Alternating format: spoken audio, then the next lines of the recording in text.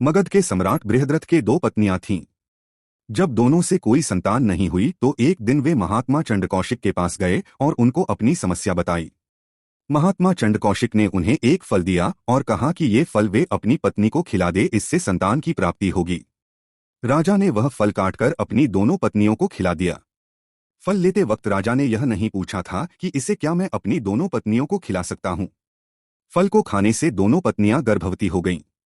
लेकिन जब गर्भ से शिशु निकला तो वह आधा आधा था, अर्थात आधा पहली रानी के गर्भ से और आधा दूसरी रानी के गर्भ से। दोनों रानियों ने घबराकर उस शिशु के दोनों जीवित टुकड़े को बाहर फेंकवा दिया।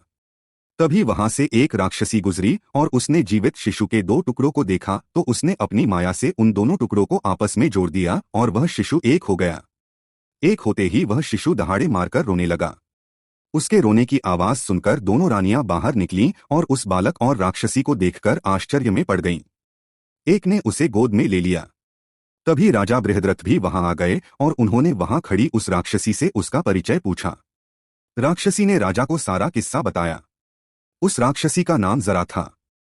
राजा बहुत खुश हुए और उन्होंने उस बालक का नाम जरासंध रख दिया, क्योंकि उसे जरा नाम की राक्षसी ने जोड़ा था।